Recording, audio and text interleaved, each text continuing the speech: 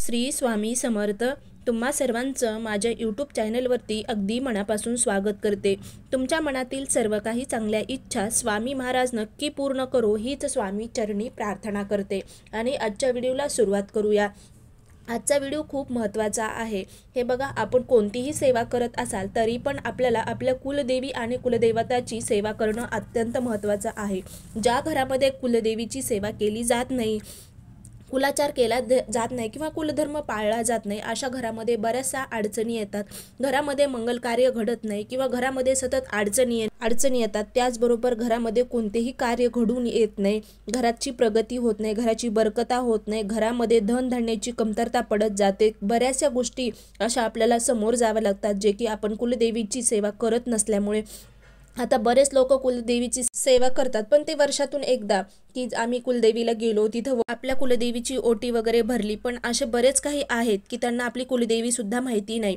तर मी आज एक तुम्हाला मंत्र सांगणार आहे जे की तुम्हाला खरंच माहिती नाही तुमची कुलदेवी कोणती आहे, तर तुम्ही ह्या मंत्राचा जर खरंच नित्य नियमाने दररोज जप केला तर नक्कीच तुम्हाला ती सेवा तुमच्या कुलदेवीच्या चरणी अर्पण होणार आहे। जर तुम्हाला माहीत नसेल तर तुम्ही नक्की माहीत करून घ्या तुमची कुलदेवी कोणती आहे ती। त्याचबरोबर आपल्या कुलदेवीला विसरता कामा नये। कोणतीही तुम्ही सेवा करत असाल तरी विसरू नका। तुम्ही वर्षातून एकदा जरी तुमच्या कुलदेवीच्या म्हणजे दर्शनासाठी जात असाल तरी पण किमान दररोज नित्य नियमाने आपल्या घरामध्ये आपल्या कुलदेवीची सेवा होणं अत्यंत महत्त्वाचं आहे।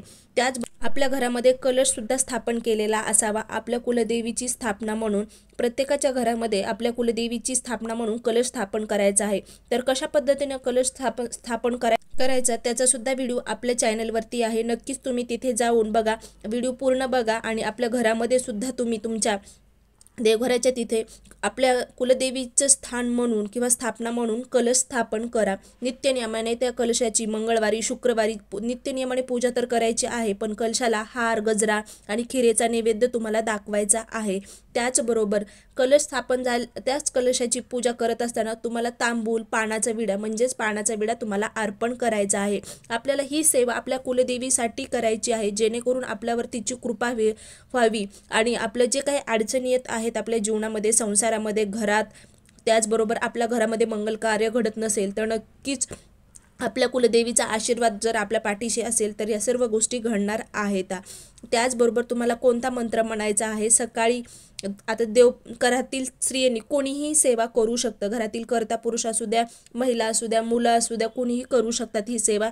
तर ही सेवा सकाळची देवपूजा झाली की घरातल्या कर्ती स्त्री जर ही सेवा करत असेल तर एक माळ आपल्याला जप करायचा आहे या मंत्राचा। अतिशय प्रभावीशाली हा मंत्र आहे।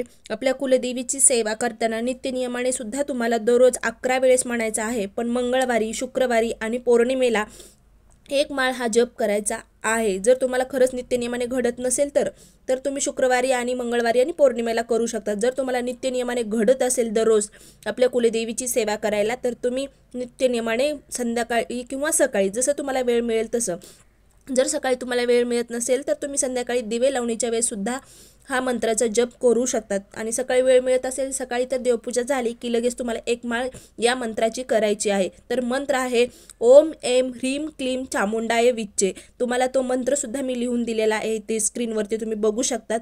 अतिशय प्रभावीशाली असा मंत्र आहे जेणेकरून आपली कुलदेवी आपल्यावर कृपा करेल, आशीर्वाद तिचा कायमस्वरूपी राहील।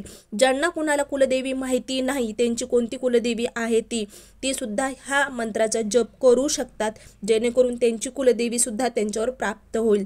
त्याचबरोबर तुम्ही केंद्रातून सुद्धा माहिती करून घेऊ शकतात की आपली कुलदेवी कोणती आहे ती। नक्कीच तुम्ही तिथे जाऊन विचारा, तुम्हाला नक्कीच तुमच्या प्रश्नाचे सर्व उत्तरे तिथे मिळू शकतात।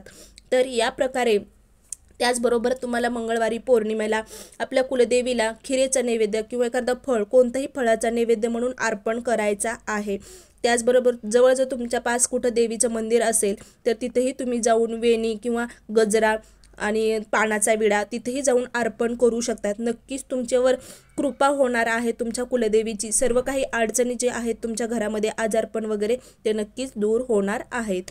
तर या प्रकारे आजचा व्हिडिओ होता। खरंच व्हिडिओ आवडला असेल तर नक्की लाईक करा, शेअर करा आणि सबस्क्राईब करायला मात्र विसरू नका आणि कमेंट करून नक्की कळवा। श्री स्वामी समर्थ। जय जय स्वामी समर्थ। अवधूत चिंतन श्री गुरुदेव दत्त।